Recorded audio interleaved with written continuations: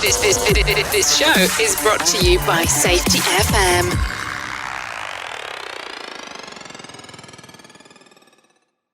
There we go. Welcome back to Rebranding Safety. Today we're having a chat with some just awesome guys. Steve Harvey, and Micheal Cournane.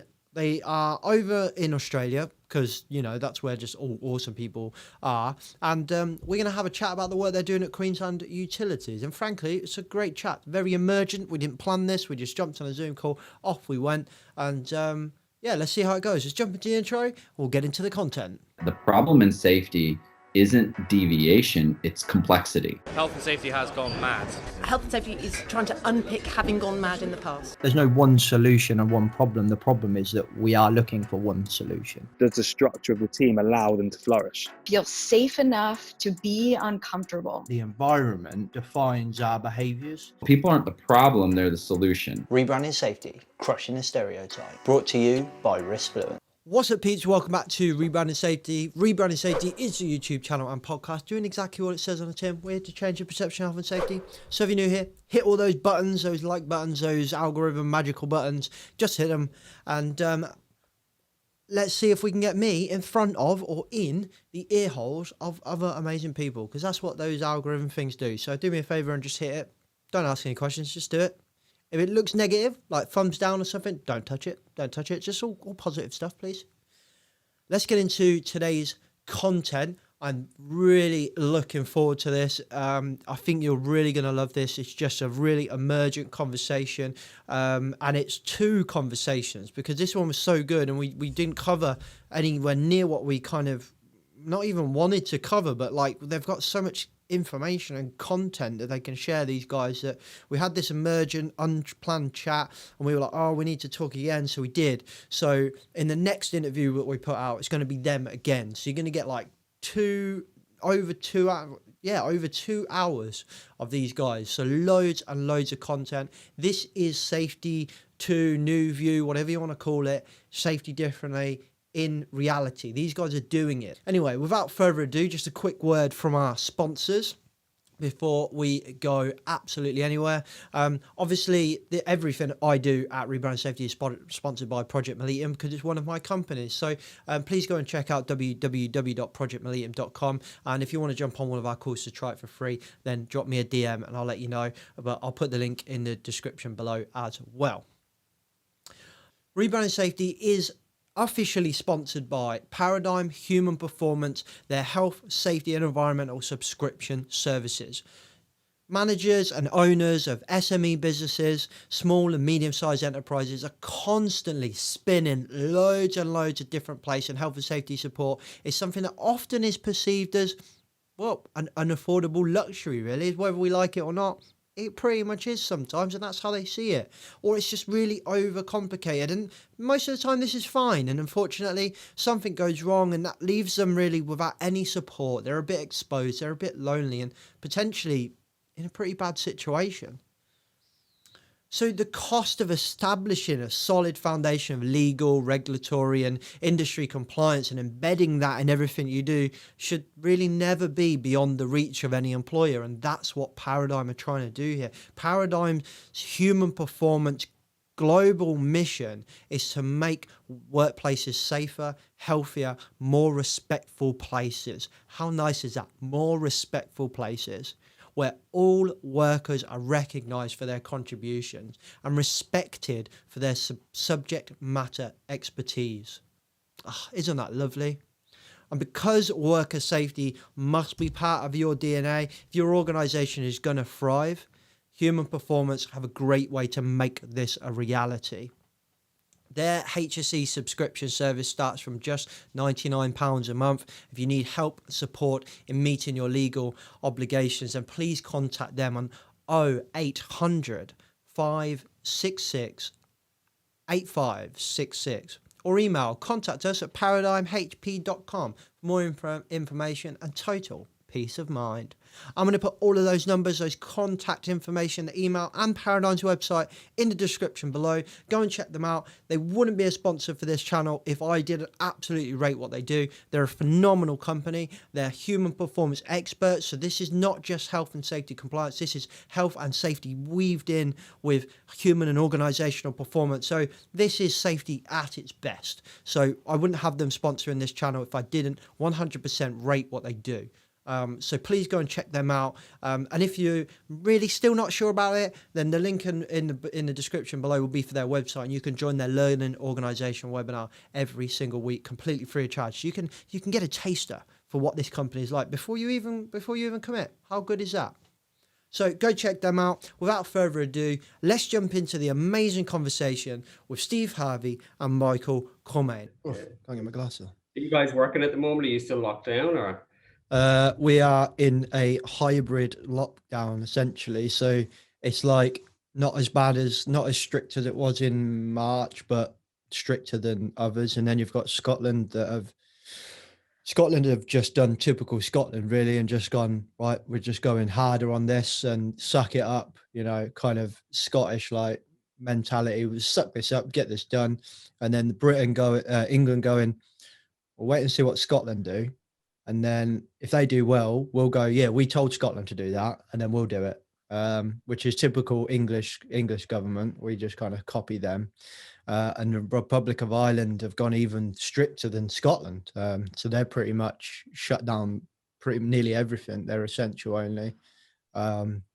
England very half-assed on this. But then, so I was talking to somebody the other day who made a very, very good point, which I kind of knew, but when they said it out loud, I was like, yeah, shit, that's a good point. In that they said like the population of Scotland and Northern Ireland together is less than London alone.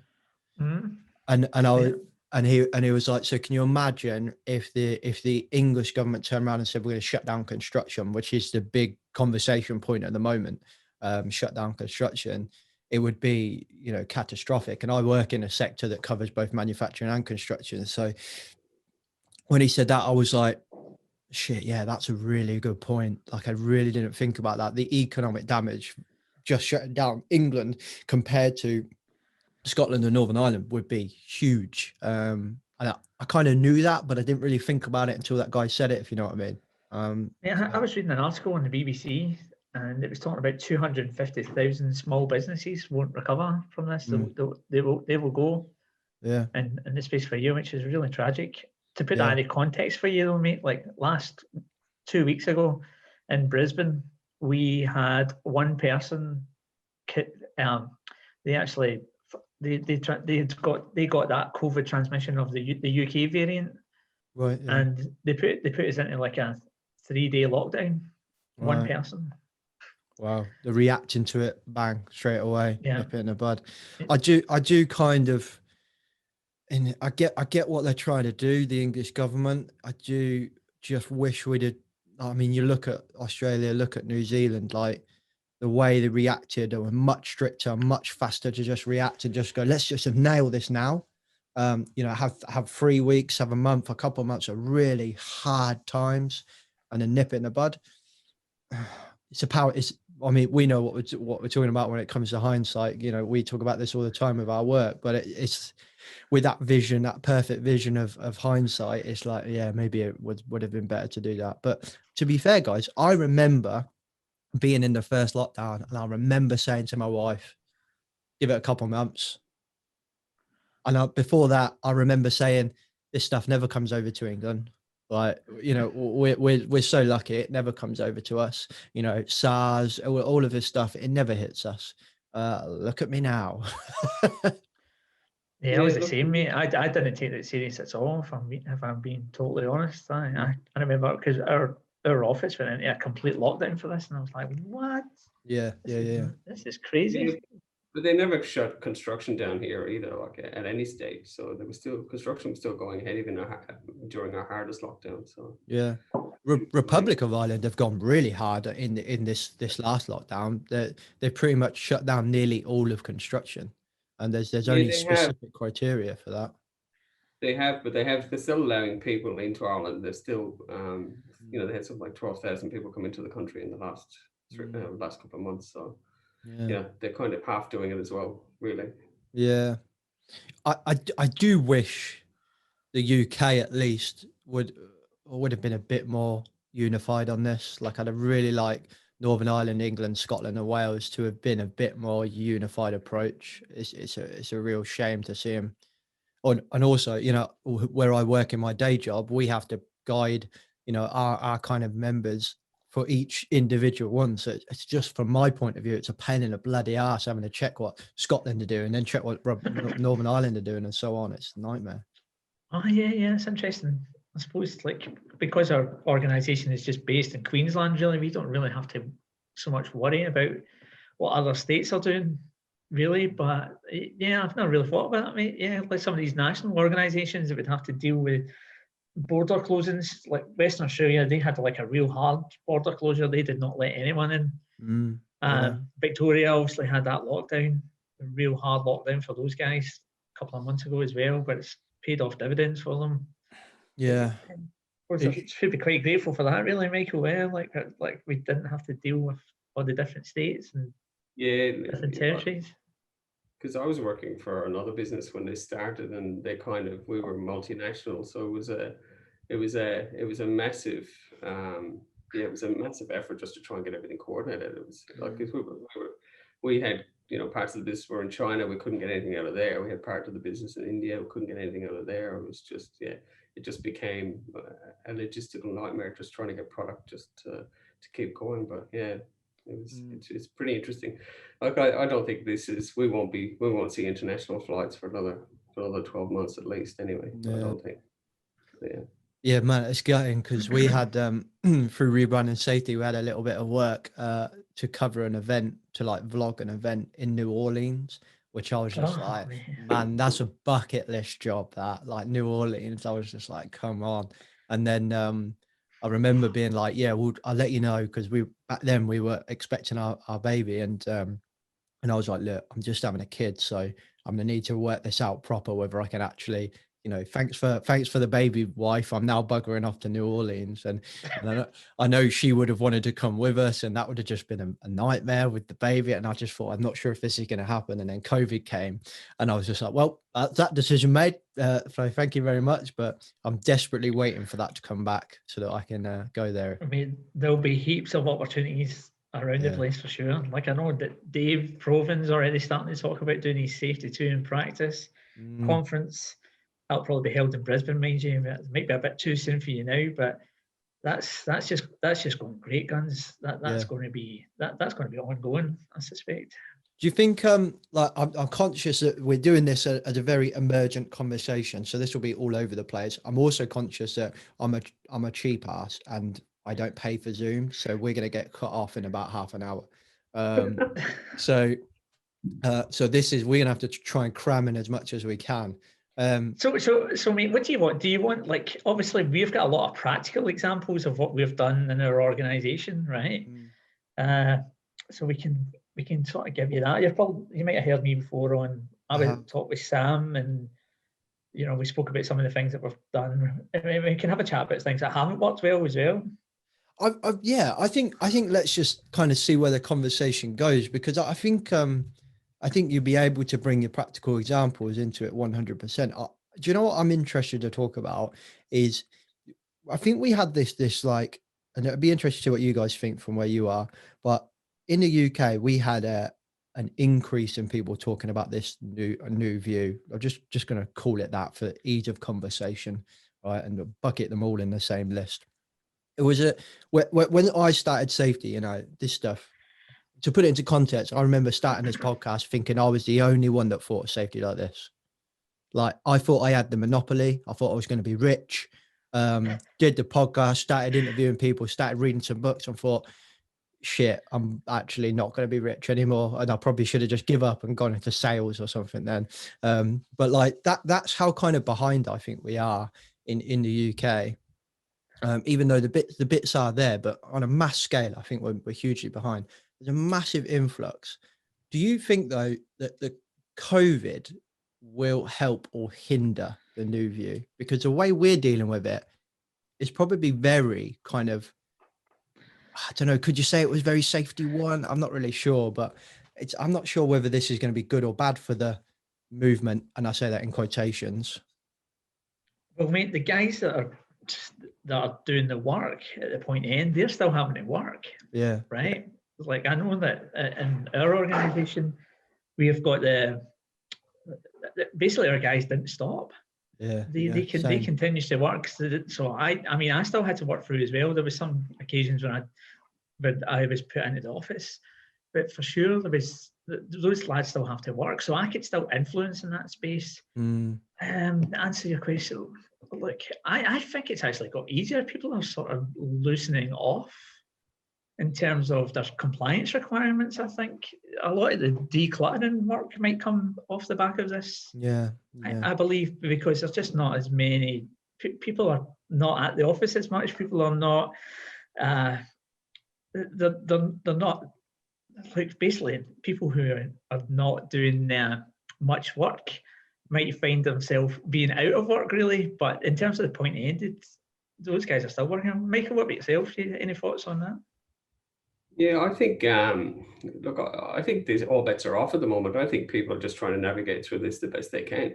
I think businesses at a corporate level are trying to manage the whole COVID-19 like they would have any kind of major disaster. They're still doing the same things they've always done. But what this has done is kind of given us an opportunity to kind of reflect and say, well, can we do things differently? You know, there's people are now working from home where, you know, even that was looked upon as, oh yeah, somebody's working from home for the day. But, you know, that's kind of changed people's view, and it's sure we can be productive doing it. But yeah, I think in some ways it's going to help it. I think it's also, I don't think a lot of companies still don't know about it as well. I think the ones that do know about it are kind of, you know, they're kind of still looking at all this other stuff, and they're trying to work it out and trying to, you know, figure it out for themselves. But the other ones out there just don't, you know, haven't got it. Just yet, they don't know anything about it, so they just continue doing what they were doing. So it'll be interesting if we get like a spike in legal claims from people working at home. That's really, I know I have seen a couple of funny recess claims. Recess are claims that are basically events that happen during breaks in people's homes. Okay. So there has been some funny events coming through that way. So yeah, it'll be interesting to see if we get any common law claims or what sort of legal precedents are set really from this.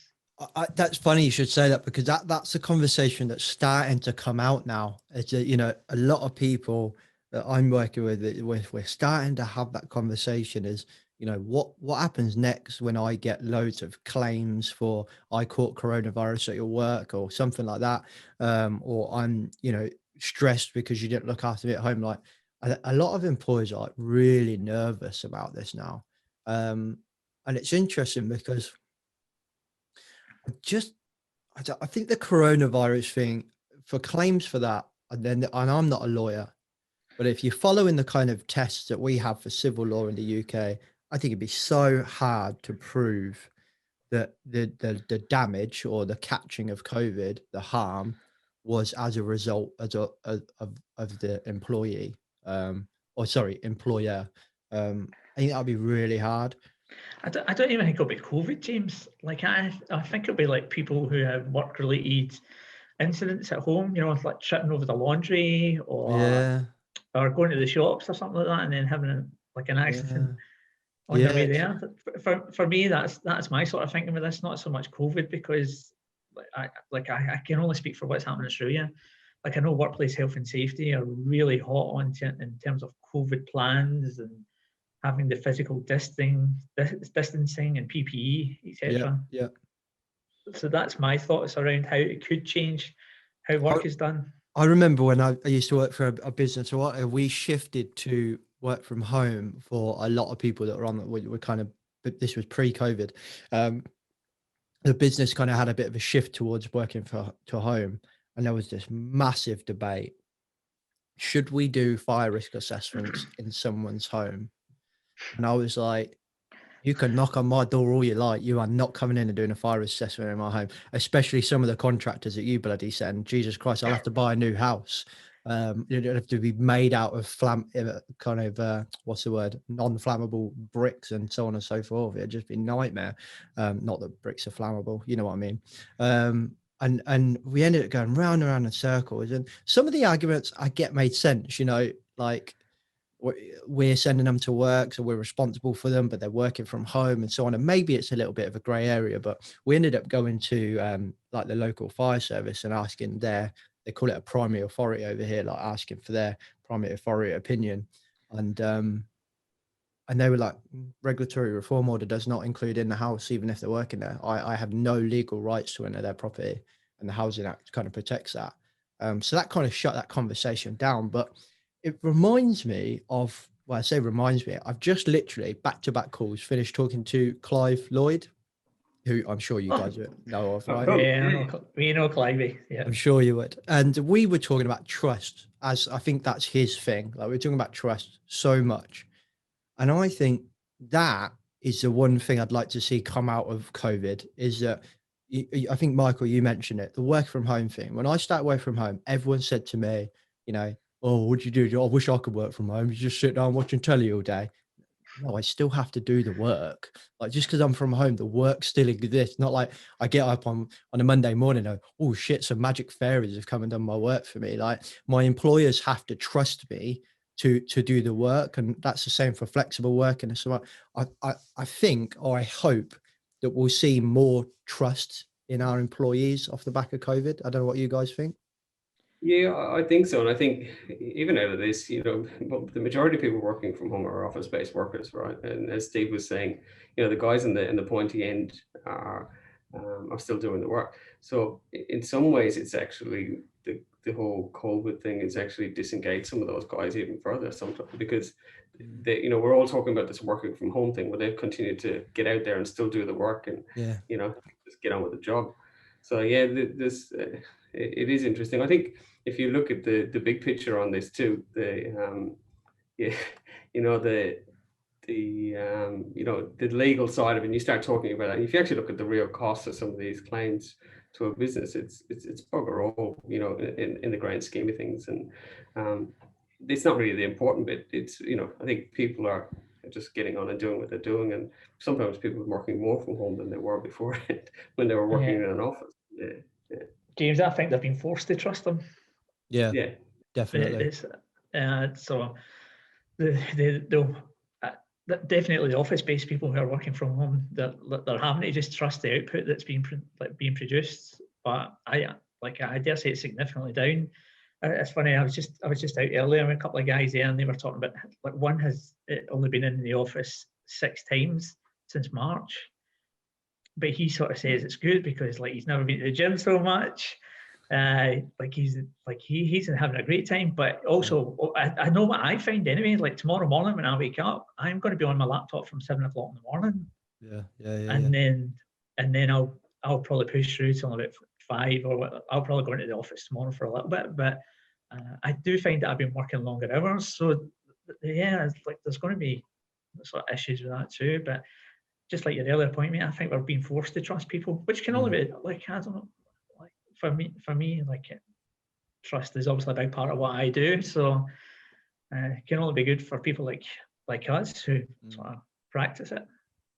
Yeah, definitely. There's definitely that kind of divide as well, which, Michael, you touched on there. But like the people that have been working, I delivered like a little webinar early COVID, when we first thought, you know what, we'd done the lockdown, we're all going back to work now. It was this big movement to return to work. Everyone was doing these return to work webinars, and somebody asked me to come on and talk about it. And I said, similar to what I think you said, Michael, in that we have to acknowledge there is now an even bigger void between the admin services and the non-admin services at work. The people that have, I use manufacturing as an example because that's where I've kind of come from, is these people have been going into the factory every day. And as far as they were concerned, you know, they've been putting their families at risk by going into the factory, working, being with people, touching items. That they've been putting themselves and their family at risk every day for maybe a minimum wage, maybe a low wage, to kind of fund the man and all that. And the admin people have still been working, granted, maybe some haven't, maybe they've been furloughed, but those that have been working just as hard, but from the safety of their own home. And they're in control of their own safety in their own home, and so on and so forth. And I think that we'll really start to, this is why I think maybe it's a good thing. COVID's not a good thing, but we could use it as a good thing, as a catalyst for change, because I think everybody's pre-existing culture in their workplace has now been 100% tested like it never has been tested before, ever. Yeah, agreed. Yeah, I think it's created a lot of innovation. People have had to change, and people have to be more flexible, and people are thinking about different ways of doing things. Yeah, look, I tend to agree with you. I think it will change the way we're doing things going forward. But I think we kind of still need to keep having those conversations about about that psychological safety as well. We've got, and again, it's the businesses that are doing this are doing it, and we kind of need to do what we can to try and get the word out there as much as we can.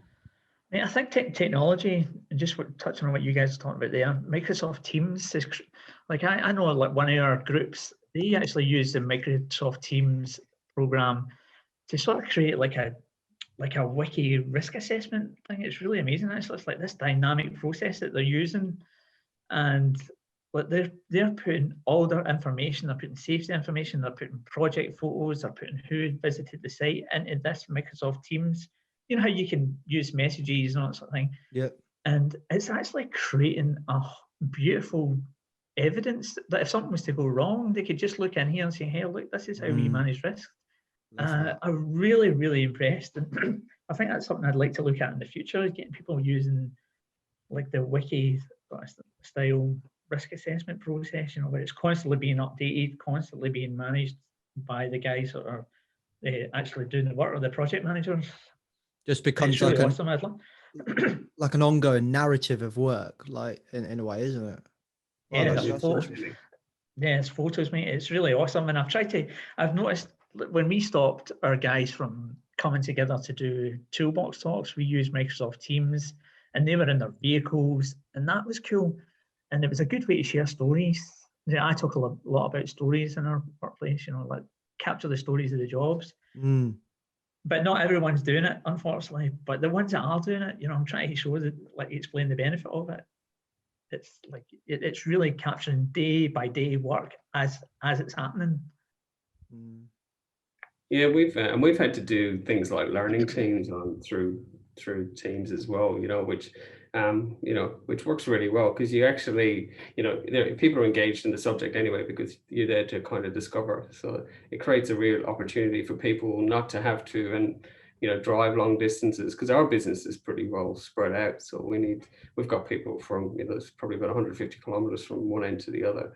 So they can sit at their desk, take, an hour or whatever it is to sit down and actually be part of a learning team, and then get back to their work. It's not a massive impost on the whole day. So yeah. How do you? I'm kind of moving off that subject, but similarly related. There's a couple of things we've said, learning teams, and then kind of Steve, you said toolbox talks, which maybe some people would class as that safety one traditional kind of thing, but like and it's interesting because I actually referenced your chat, Steve, with your colleague on Sam Goodman's podcast. I can't remember the other gentleman's name. That was Rory.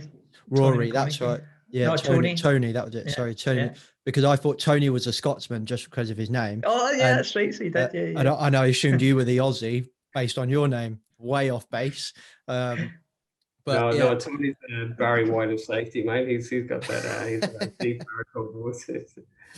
But I referenced that chat, and we were talking about like platitudes, safety platitudes, like zero harm and all this. And I said, you know what, safety 2 is no different. We're starting to get our own little platitudes now, and like how important it is to make sure that our actions kind of follow our words. And I don't know whether it was Steve, whether it was you or Tony, but one of you were kind of saying, how strict you are on this kind of changing of the language, which everybody talks about. It's the first thing that we do.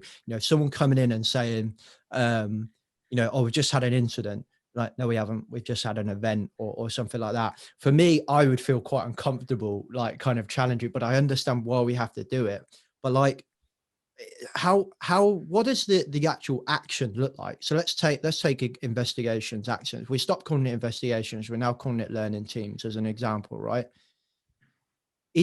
What's the difference? Is it literally just how we're approaching it, or like physically, is there any kind of difference? Because if I call it a learning team, but I'm still doing the same thing I was doing, surely it's just a platitude, isn't it?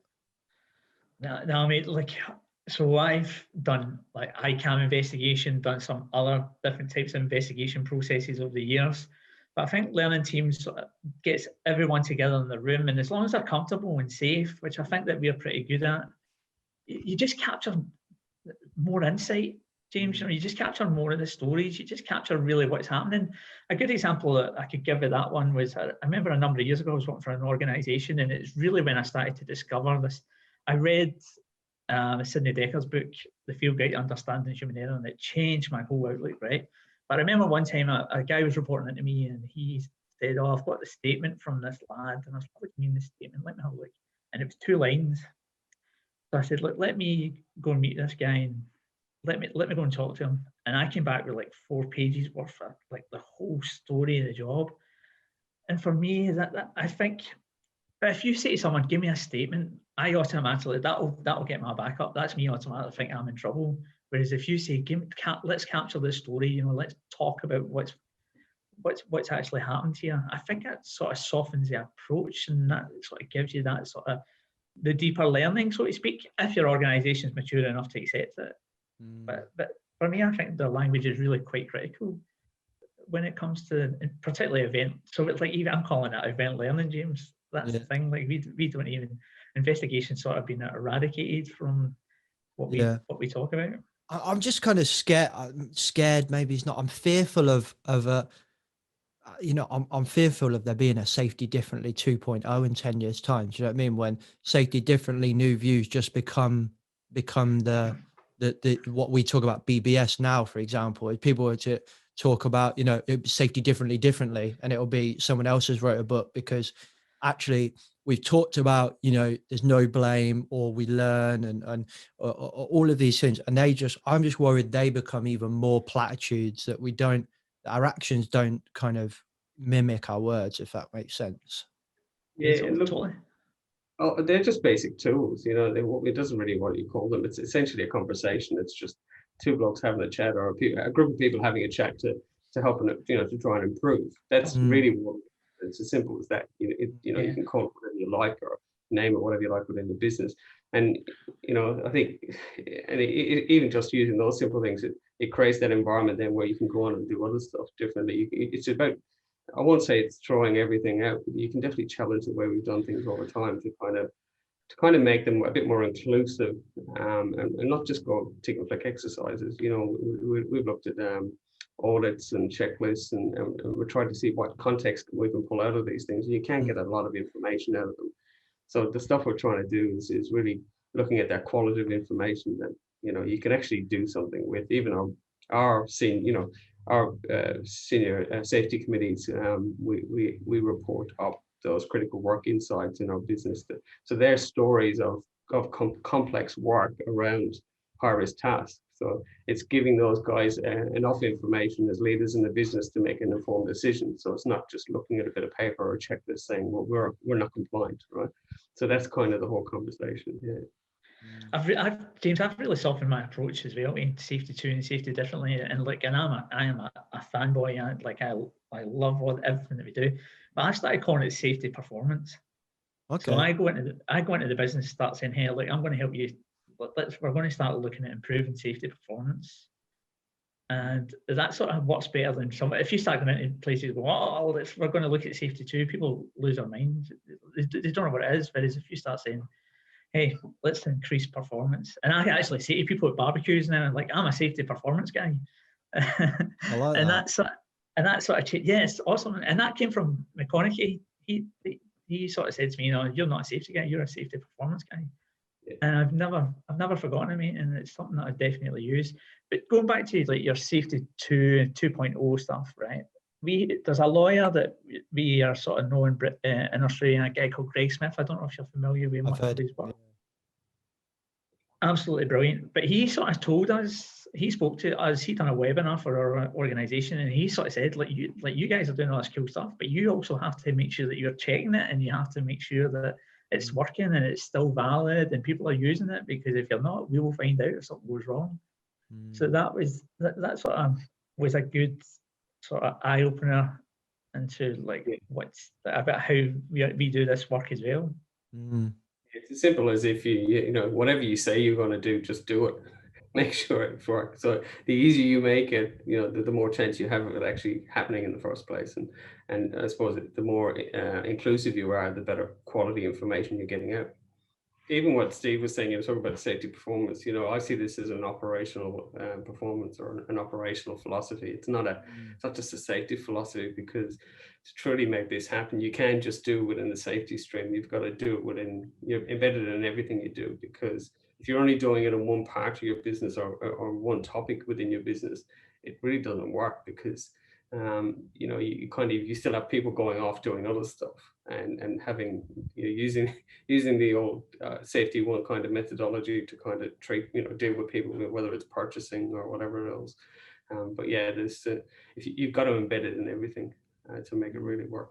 I actually quite like that phrase, like, because performance is a known, established word that business leaders, they love it. Like, they literally love the word performance. Like, the second you said it, I was like, that's it. Like, if I go into my meetings and say, well, I want to talk about performance, they're all like, oh yeah, oh, performance, like start rubbing themselves and shit. Like, people love it. Like, that's a great idea. How are you going to measure it? So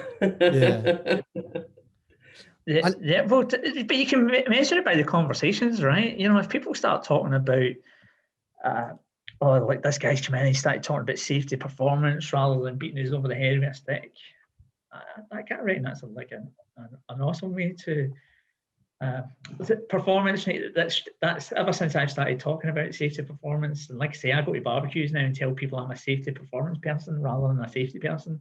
I get instantly better connections with others than I do when they tell them you're a safety person.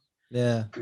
I can't tell you what they would normally say to me, as this is a family-friendly podcast. No, it's not. It's not a family-friendly podcast. Actually, right, seeing as you guys tried and tested, yeah, I would like to talk about that measuring thing, because I think that is something that a lot of people struggle with. When I'm talking to people, I think that is one of the big issues that people struggle to get over. Is like, you must have heard of Kevin Furness. He's doing a hell of a lot. Not heard of him? Yeah, Michael, you've heard of him. Steve. He used to work. He's moved on now, but he used to work for. I always don't know if I've said this right, but Maersk, the international shipping company. Yeah, mate. Yeah. He was the head of safety for them, and he's brought in this kind of safety differently, way of looking at things and so on and so forth. And he is like steely eyed, like that. This is his thing. He gets it. He stands by it, and so on, and so he should. And I agree with so much that he said. But I remember him saying, and he does say how hard it was. Like, fair play to him. He does say these conversations were really difficult. But like, he went into boardrooms and he's saying, right, I'm just not going to show you. I'm not going to show you the accident stats anymore. I'm just not going to show them to you, because what you're doing with them, I'm going to stop doing it. Now, I get it, and I agree with what he's saying, but Jesus Christ, I can imagine how uncomfortable that was. Like, as a leader, hang on a minute, how do I know it? Bearing in mind, in England, the insurers are going to be asking the same thing. Your ISO auditors are going to be asking, well, ISOs are international, but you know, your auditors are going to be asking the same thing. If the HSE turn up tomorrow, they're going to ask the same thing. So I think that's a problem, then. You are. That's a problem, James. That's a problem, James. You know, when you're getting guys like the HSE coming in saying, "Hey, what's your accident stats?" That should be the last thing that they're focusing on. They should be coming in going, how do you control this? How do you control these major hazards that you've got in there? Metrics. You could get me on a bit of a rant here. So I like rants. Off you go. I just think they're an absolute waste of time. I really do. I've been involved with some. Have you heard of Art of Work? If you like, you would have known Art of Work. Yeah. Kelvin Gem. Kelvin. Yep. Yeah. So those guys are doing some amazing work in the due diligence index frameworks and talks about different kinds of metrics. We have done some sort of work with metrics in terms of like managing like the EAP reports. Like how many EAP reports we've been getting. So rather than giving someone a number, that there's just like nobody knows what lies behind it, right? It's just giving some stats around this is how many people are using the EAP. This is the critical control work insights that have been captured. These are what people are doing. So we've basically eradicated the metrics in our board reporting, which is again, it's a bit of a struggle for some people. And I've had meetings with other people saying, how can you do that? It's just, and it's because it's easy to capture those TRIFR rates and even worse, the LTI rates. We use like significant injury frequency rate, which sort of uses the same methodology, but I still think you're getting. I think it was Greg Smith again that sort of said that you capture stories, not metrics, or something like that. Micheal, any sort of thoughts on that? Yeah, there is a lot of data within every business, like, because you consider the amount of information companies gather within every department, and you start looking at what Steve was talking about with EAP and how many people access it, and then you start looking at sick leave, and you start looking at things like that through your HR process and what's your turnover of staff. They're all indicators of how your business is performing when you're dealing with the people, and then they can give you, if you want to talk about cost, you can show cost against that. But there is so much information already being gathered within businesses, but we just need to look for it. And I think, even how we deal with our contractors and, those types of interactions, like where you've got to ping somebody because they haven't met your performance, or whether it's safety or operational performance, rather than trying to understand why things weren't going right and trying to assist them to get to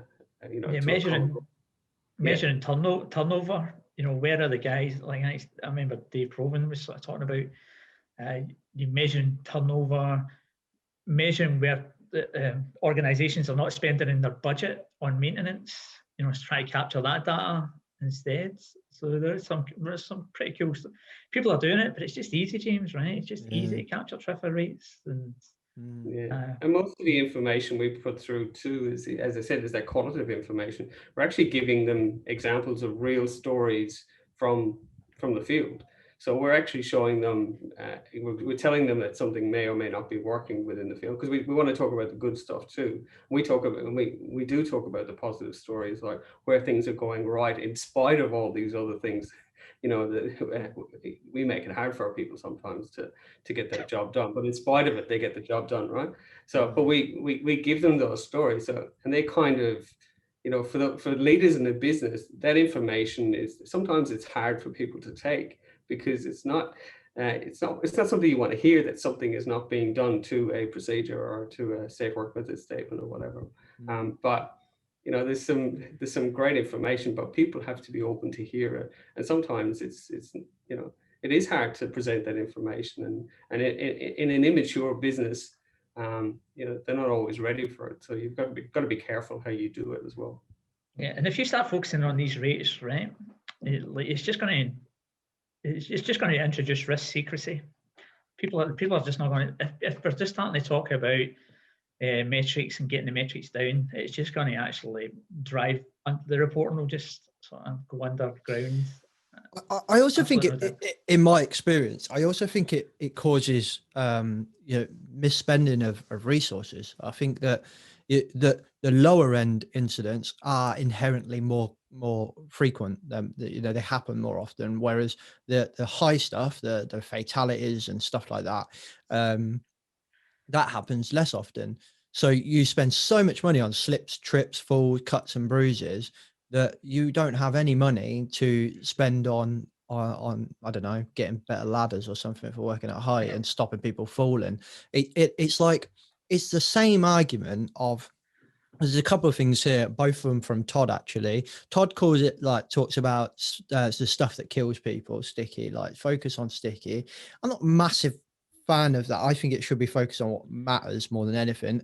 It sounds like I'm being nitpicky, but I think stress and well-being doesn't really kill people. I suppose you could argue that it eventually does, but I think, and for some people, if you just manage a bunch of offices, stress and well-being and like ergonomics is going to be your two biggest things. So no one ever died from having a bad back, but they can be absolutely debilitated. So and that's just kind of nitpicky, but that I really like trying to bring us away from the data and focus on the stuff that really hurts people. And then the next thing is, I think where this inherently comes from, I think a lot of this comes from that likelihood versus severity, which I still think is a good conversation to have, but we come at it from the wrong direction. I think we always balance on the side of likelihood. Well, you know, no one's fell off a ladder in 20 years. So why would we look at working at height? And then I was listening to Todd talk, and I asked him a question about risk assessments and stuff. And he said quite an interesting point as well, which he talks about all the time around, you know, risk assessments need to be when that severity crosses the line of whatever you deem to be low severity or kind of serious severity, you need to start then talking about having the capacity to fail safe and ask the question, if it goes wrong, are you happy with that solution, with what happens? 9 times out of 10, falling off a ladder is not going to be a good thing if it's anything higher than a step ladder. So will it happen? Yes or no? Or it could happen. Okay, if it could happen, are you happy with the outcome? Because if you're not, then well, there you go. And I think a lot of it comes from that likelihood balance. I think likelihood should be a consideration because we can't just spend thousands of pounds on everything, but it maybe runs the conversation a little bit too much. Mate, have you ever heard of a guy called Mark Alston? Yes. So Mark would be a really interesting fellow for you to talk to. He has he sort of developed this approach to risk assessment. Did you call it risk assessment differently, Micheal? I can't remember. But anyway, we brought. He's the same guy that does investigating differently or something like that. Yeah. Mark's an awesome fella. He's very, very switched on. And he talks about this approach to risk assessment. And actually, he sort of talks about the qualitative approach, doesn't he? He's sort of saying capturing good data and then don't get the guys involved with the risk matrix as such, you know, like classifying, take yourself away from that team, just get them to focus on credible risk, get them to focus on the controls, and then you go back and then you measure that against your own sort of risk process. Well, it's interesting because if you go to the HSE in England and you download their risk assessment, there's no number system on there. It's a qualitative risk assessment. It's all about the descriptive nature of understanding work. And right now, yes, it has, you know, consider the likelihood and benefit, likelihood and severity, but actually what it asks for is just to describe what's going on. But yet everybody, I mean, I've worked for a fair chunk of businesses and every single risk assessment has number the severity, number the likelihood, times them together, divide it by this, get the power of 10, and then find the square root. And then eventually it will come down to a lower number that we're happy with. We don't have to spend money on it. And that's what this all comes down to. But yet the HSE don't promote that. And they're the people that are going to be enforcing on you. Yeah, I'd love to take them away, mate, if I'm being totally honest. I think it's sometimes it's not so much the methodology. You can use whatever you like. If you want to measure it by pineapples, you do that, right? But at the end of the day, it's what drives the business to improve. So the majority of the times, people are having arguments over what score it is because their KPIs within the business are you're not to get an LTI, so you can get your bonus at the end of the year. So they're driving those behaviors. So if you're actually sitting down and having an honest conversation about risk, you can do whatever way you like, right? It really doesn't matter. It's the problem within our businesses, our KPIs are focused on trying to keep things quiet, basically, because it's not a good look if your side or your business has an LTI or a serious injury. You know, that's the reality. But you know, we need to get away from that and actually look at this as an ethical responsibility, not just a numbers game. And I think that's the most critical part of the conversation. We need to get away from the numbers altogether. Yeah. And focusing on credible risk. I remember once doing a risk assessment near Brisbane Airport, and the planes were sort of flying overhead, and one of the guys said, "Oh, do you think we need to include that?"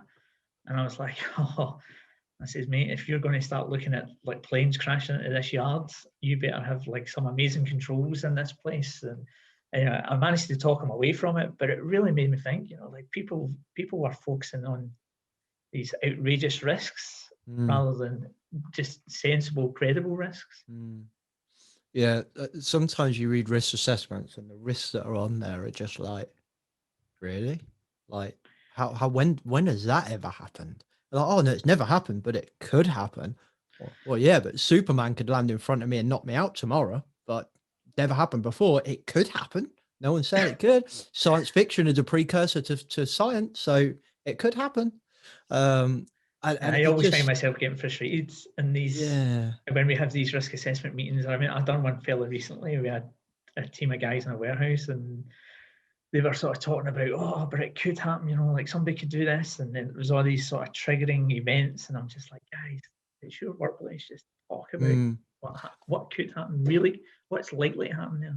I find it very common when I'm delivering training. I call it training brain, that people separate from their normal working mind and go into a different brain when they're in a training room. In that when they're getting safety training, they demand the highest standard of safety because they feel like they should when they're talking to me. I'm not really sure, but I remember like being in this room and we were talking about it was fire safety training for the kind of construction and housing sector. So we were talking about compartmentation and how it works and means of escape and how many means of escape we should have. And anyway, long story short, in the morning I was partnering. There was me and this other guy training. The other guy was works for the fire service, literally a fire expert, like not just the guy that rescues people from fire, but this guy's like engineer, legal side of it. He knew it inside and out.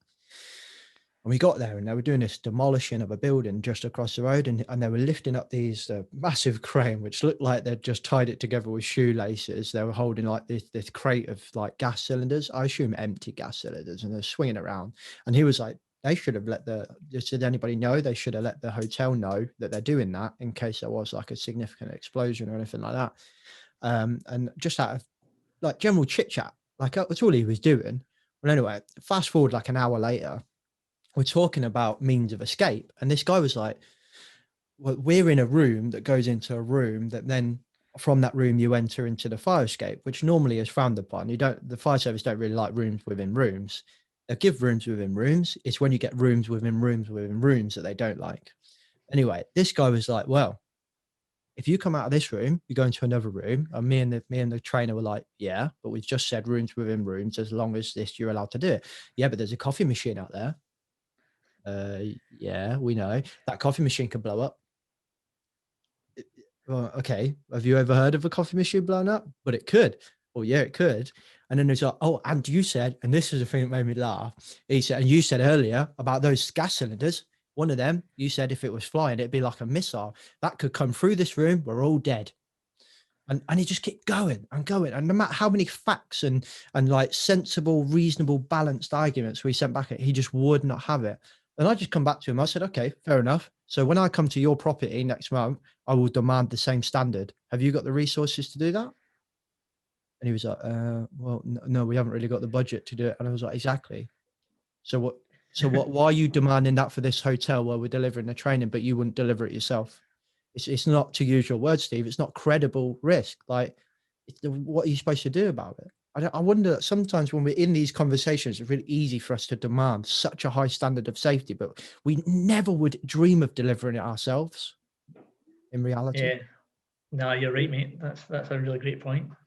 Yeah, and it's quite often too, you know, you guys will be familiar with when you're doing a risk assessment with a group of people, how often are you going to have opposed views on what the score or what the likelihood and consequences are going to be of any given situation, because the amount of scenarios are just, you know, it's infinite, you know. So and that's what Steve's saying as well. And Mark Alston puts it really well. You know, he talks about credible risk, and you just got to be able to have an honest conversation about it. I think as well, it's maybe like maybe that is what comes under credible risk, but it's kind of like what's in your control as well. What can you actually do about it? So like you kind of said about planes flying over the head, and the first thing that came to my head, if I was having that debate, somebody would go to me, well, in America, 2 planes flew into the side of a building. Did they risk assess for that? I bet they all do now. And it's like, well, yeah, that's a good point. But if you want to put terrorism on your risk assessment, you've got to do something about it, mate. What are you going to do? Employ your own anti-terrorism force? Like, it's not going to happen, is it?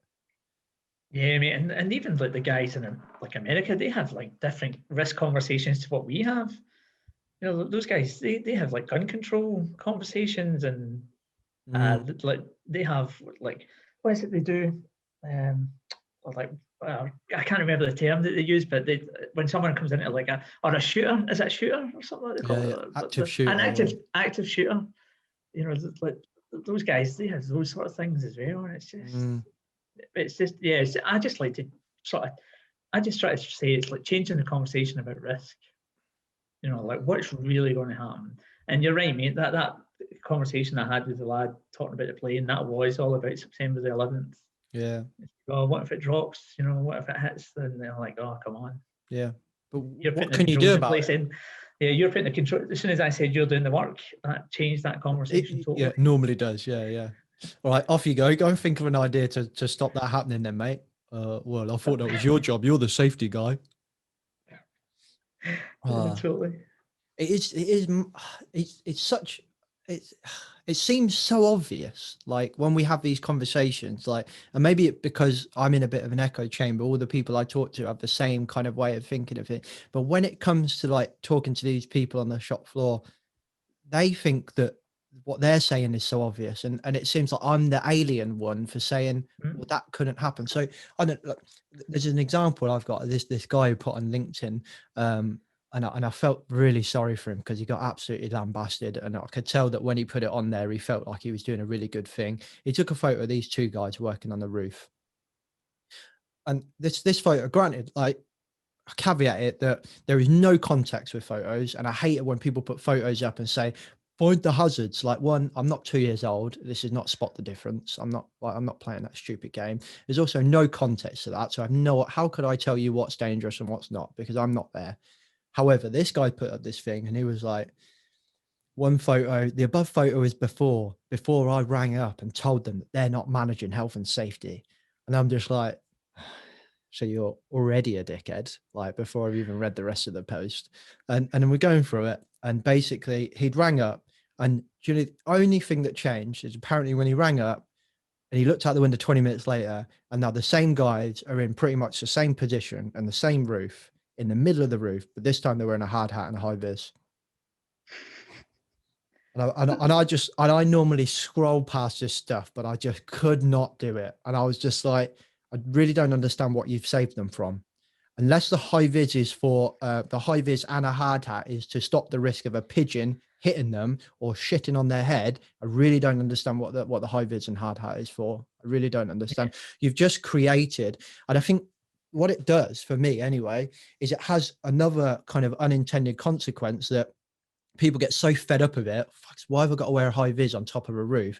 That when they do actually need to wear a high vis, they don't wear it because they just think it's just another crap rule.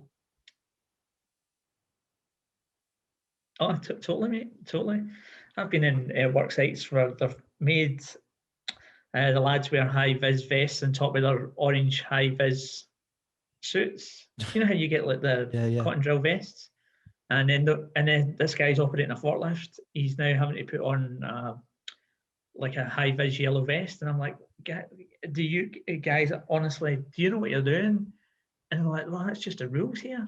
You know, like, that's just what we do. And I was like, yeah, but are you actually having conversations about what the forklift can actually do and where it should be operating, rather than just making this guy visible? I mean, the thing's got flashing lights on it. So you're right. I mean, interesting thing about those photos is actually the comments themselves.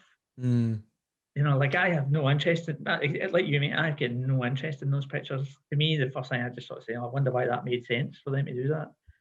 And then when you start reading through and filtering the comments, there's some real terrible assumptions there, and it's safety people too that are making a lot of these comments. Oh, the worst one I had the other day was. Oh, go on, Mike. Go on. Sorry, Jim. Yeah, I think we need to get away from having those, you know, to nitpicking at some of this stuff. the end of the day, we're all trying to do the same thing. We're trying to look after people and make it better. You know, if we're nitpicking about whether they're wearing a high vis or not, I think we're in the wrong business. We need to get out of it and do something different. I think it's, yeah, but there is people like that though, mate. You know, there's still the safety people who have this overinflated self importance. Oh, they actually really do think that they're totally. I 100% agree, Steve. They are everywhere. There was a lady that put on LinkedIn the other day. She was trying to promote like women in safety. Basically, she was a woman. She was a safety professional in a. I think she was in like rail or construction or something, a very male dominated sector. And there was a photo of her, like high vis kind of overalls, safety boots, and they're all wearing the same thing, right? And she wrote this post just about diversity. Like she'd said, like, you know, these are some of the challenges I've had, blah, blah, blah. You know, I'm doing this photo to tell other women, you know, it is a great career. And I was like, you know what, fair play to her. You know, that's awesome. And it was a good photo, whatever. The comments were, I'd be more worried about your hair, hazard. Shoes untied, hazard. Overfitting PPE, hazard. And I was just like, and I normally scroll past, but it was so infuriated reading these comments that I just went to town on like 2 or 3 of them. Like, and I'm just like, you don't be a dickhead all your life. Like, it must be really tiring for you to be that annoying. Like, do you get out of bed, look in the mirror and go, hazard, hazard, hazard, hazard? Like, and I just think it completely takes away from that woman's post. And that was all of the comments. Like pretty much all of them were nitpicking her hazards. And I'm just like, you make us look so bad. Like you make us look so bad as a profession, and it embarrasses me that you do that. And 2, the post wasn't even about that. Like, get over yourself. So annoying. Michael, you were going to say something. Go on. No. I just think there's the situation we're in at the moment with this. I think you're doing it at the moment with the Safety 1 and Safety 2 conversation and as part of your podcast. That it's not about that at all. We got into this profession to look after people and try and make it better. I think we need to stop having arguments over, you know, crap like that. It's, you know, it's that stuff that happens on the ground is the important bit, you know, having those conversations and giving people what they need to do the job. That's what it comes back to at the end of the day. And I think most businesses they kind of overinflate their own self-importance when it comes to talking about safety, because at the end of the day, their job is to kind of look after their people and just give them what they need to do the job, and then they'll be successful, you know. So as I became enlightened, I would go into some of these I used to work in a labour hire organisation, James, so I'd be going from like mining companies to manufacturing organisations to all these different businesses. And the more that I saw they advertised like their LTI rates or whatever, like we spoke about earlier, or these 3 points of contact on steps and all that sort of thing, on staircases, the more I was like, these guys are not focusing on the things that are going to kill them, because it was just that safety work, as the guys talk about. There's, you know, like I would always make sure if I was putting my people into those workplaces, I'd be talking about, right, what do you actually do here? What do you expect these guys to, what kind of work are they going to be doing? What controls are in place? What supervision? How do you communicate risk? I would always get suspicious of those organisations. Maybe, I don't know, rightly or wrongly, but it no, I think you're right. I think you're right, because I think that without looking at work, you lose the context of which we all know this. I'm preaching to the converted here. You lose the context of stuff that's making safety not work or work. Like, so as a great example, using your kind of working at height example, there is a certain company which shall not be named, but they're very popular for installing dishes on the outside of people's houses for your telly. I don't know who they are. Right? Well, we're Australian, so we don't know that organisation that you're talking about. but they, I remember reading a case study, or it was a news story or something. But anyway, long story short, they had, or somebody told me, I can't remember, it's irrelevant. So basically they have this, if you get a dish installed on the outside of the property, they will ask you to approve them installing an anchorage point on the outside of your wall so that they can harness up and connect to this anchorage point. a very good safety measure, right? So you've now got yourself some capacity to fail. I like it. It's a good idea, right? The problem was that nobody was doing it. So everyone was like, well, you know, just this is what it's like with people. We need to enforce on them, or we need to incentivize them, you know, behaviorism kind of thing. And then apparently the story evolved. And I remember we came back to it when I was talking about it or reading it. I can't remember. It came back to the point that they had too many jobs in a day to do, that they didn't have time to install the anchorage point, set up the harness and do all of that. So actually, without talking about work, not safety, but talking about work, you never would have understood that, because just talking about safety, you were doing a perfect job. You got capacity to fail. You had your harness. You've done more than what normal, you know, businesses would do. It's a good job. But because you're not talking about work, what you don't know is that actually you've got a goal conflict. Mate, you're beautifully, what you just described there is what every organisation should be doing. Mick, I know that you've got some great thoughts on work insights, like which Yeah, so you know, work insights for us have really changed the whole face of how we, you know, how we're perceived when we go out to site, because at the end of the day, they know we're not there to nitpick whether they're wearing the right PPE, and we're not there to kind of, you know, to get up them for doing the wrong thing. And, you know, we're getting some really good stories out of these guys to help inform some really good decisions. And it's been interesting, you know, in the last year for me, you know, then taking those stories back to our executives and our leaders in the business, and being able to show them that the decisions they're making are having real impact on the guys on the ground.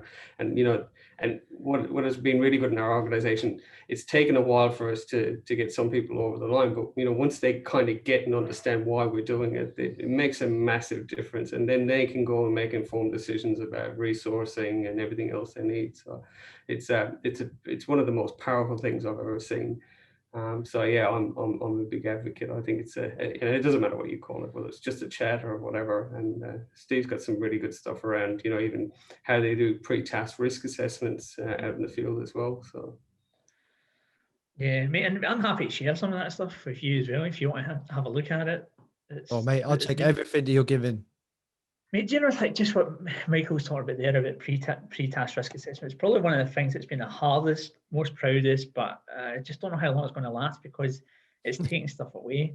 We done a bit of work insight, talking about work discovery with our guys in the field, and they told us pre-start risk assessments were a waste of time, absolute waste of time. So we done a wee bit more discovery on this. We started asking the rest of the teams. We started talking to all our people and saying, like, talk me through this process. And basically the process was, we only filled them in when you are turning up on site, or when someone from the office is coming. So, all right, cool, let's look at changing this. So we went back to the organisation saying, look, this is probably leaving us a bit exposed, this actually, because the guys are not using this checklist, 2-page checklist. You know, I think we should have a look at changing it. So we got the lads to actually talk about what things they wanted taken out of that list. And I'll tell you what, mate, there wasn't much left of it. So we thought, why don't we just have a conversation? Why don't we train the guys on how to have conversations about risk, and they can pick the questions, and that's what we've done. We got them to pick the questions. So they named the sort of what it was like. It's called we call it the chat. So nice. They named the method. They called the methods, right? I tell you what, mate, that caused a lot of dissonance. People were like, "What, you're taking papers away? Like we want signatures. Like we need signatures on this stuff." It's like, yeah, but the signatures are worthless. We need to, you know, we want our guys to start managing risk. And I tell you what, the boys in the field and the girls, they absolutely love it. They love it. It's the people in the office who are uncomfortable with it. And, you know, like, the people are starting to, and this is what Greg Smith was talking about earlier, we actually have to make sure the chat is working. So we actually have to go to the sites and say, right, talk me through your chat. And the guys are getting really good at it now. They'll talk about, I call it the story of the job. I don't even call it the chat. I say, tell me the story of the job. How did you approach this work? and then that gives me the confidence knowing that it's working. But yeah, that's been an awesome thing for us to do, but it's been really hard. Yeah, I can imagine. Taking stuff away in safety is pretty difficult. Adding stuff on, if I had said to the business, well, let's add an extra couple of check boxes onto this, there'd have been no issue. It'd have been, yeah, get it done. Happy days. Yeah, you'd have it straight away. I've had a similar conversation around dynamic risk assessments.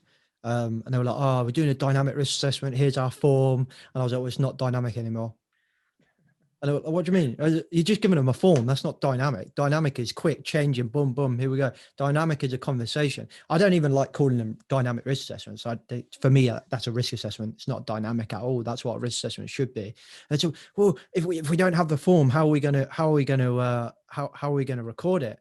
I was like, well, do you have to record it is the first question. Like you were saying, Steve, go on the shop floor, talk to people. Are they doing it? Are you happy with what's happened? Because if they are, do you need to record it? Because, well, you're doing it. But if you really want to record it, get your phone out, press record. Yeah, we spoke about that as well, mate. But the guys weren't actually comfortable doing that. Really?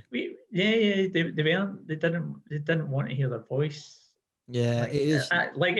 It's like when you do this sort of stuff, right? Like I hate listening back. I'll probably never listen to this ever again. But they just don't want to hear their voice. But like the way that we approach risk is changing constantly. I like that dynamic risk approach because that's what as real work. That's what happens, right? Yeah. Like work is. I think you hear Todd Conklin talking about like risk being fluid constantly. Yeah. For me, that's what a risk assessment was always intended to be. Like I just don't think I don't think there's such a thing as a risk assessment and a dynamic risk assessment. It's just risk assessment. For me, it's a thought process. It's a conversation. It's a chat, like you were saying. The paperwork is just how you record and evidence it if you want to, or you need to do it. Because yeah, like you say, it's dynamic. That's why courts have witness boxes. Yeah, and that's why we use the inside process too. You know, we can use that as a verification tool, right? If you want to go down that path, that is a verification tool. So we've even how we do our assurance within our business has completely changed. We don't go out with massive checklists and orders. We go and do an insight on a particular topic for the month, and we give people all of the information we've got around that topic within our business, and we say, well, tell us what's working, tell us what's not working, give us as much information as you can back. And we don't count the number of those, but we just want really good information back. So we're really able to improve how the business operates off the back of that information. So it's really, it's taken away from having your zonal checklist or whatever you're going to do every single month, and you're ticking the same boxes with the same actions and the same problems. And so, yeah, it's making it a bit more dynamic, as you say, and a bit more useful for the guys, and they absolutely love it. Right, gents, we only have 3 minutes left. So, like I say, I'm a tight ass. So, and I don't want to keep any more of your time. I was going to say, you have to get into the joke around the English, the Irishman, and the Scotsman. So there's the joke would be something around like there's an Englishman, an Irishman, and a Scotsman, and they're all in safety. Like you just end up, and then the leaders just end up feeling stressed, or there's something around there that needs to be said better, but we just we don't do safety, or there's going to be some kind of. I feel like the Safety One community are going to come up with it, and it's going to be actually quite funny. I don't know. Well, it's been awesome to chat to you. We never even got to really some of the stuff that we've been doing at our organisation. We kept this as quite an emergent chat, but let's Steve, let's it was awesome. Let's do it a bit more structured next time, and actually kind of let's have a little bit of a proper chat, and we'll work out what you want to talk about, and we'll do it so we can actually talk about what you're doing. Let's get that in the diary. I'd like to do that. Yeah, man, that would be awesome. Yeah. All right. I'll drop you as an insight email. Oh, by the way, Micheal, I've stole your word insight. I've got that in my notes. Well, mate, listen, drop me. We're happy to share anything that we've done. You know, we've got these learning team. If you have a look at my LinkedIn page, you'll see the health and safety policy. That's a cartoon policy. And the cartoon policy is amazing. That's what I wanted to talk about, stuff that doesn't work. Okay. Right, so you have a look. We've got learning teams there. We've got our videos there. We've got I put all that stuff up there just to keep me employable, mate. And we obviously done our documentary thing. Just like Micheal wasn't around when they done the documentary, but that was cool with Sid Decker and Drew and guys like Josh Bryant and doing some awesome work. They're really doing cracking stuff. I don't know if you've had Josh on or whatever, but he's not yet. He's another guy. He's in the scopes. I will email you both. We're going to get cut off in about 10 seconds, so I'll email you both, and we'll set something else up. But this was cool. I quite enjoyed this. Yeah, it was good, mate. Brilliant. Cheers, gents. Thank you. Have a good day. See you, mate. Bye. See you, mate. Bye. Okay, I hope you enjoyed that conversation. It was emergent. I told you it was. Make sure you listen. In a few days' time, I'll be putting out my reflection on this conversation, just a few notes I've taken. And make sure you check out our 2 sponsors, Project Mollitiam. You come and join a call free of charge if you want. Just drop me a DM and I'll sort you out, get you on a weekly community call completely free of charge. And go check out our official sponsor, Paradigm Human Performance, and their HSE subscription service. Absolutely perfect for those SME businesses out there. I'll catch you next week, peeps. Safe. The views and opinions expressed in this podcast are those of the host and its guests and do not necessarily reflect the position of the companies. Examples of analysis discussed within this podcast are examples only based on limited and dated open source information and should not be utilised in real life as the only solution available. Assumptions made within this analysis are not reflective of the position of the companies. No part of this podcast may be reproduced, stored or transmitted in any form or by any means, mechanical, electronic or otherwise, without prior written permission from James MacPherson.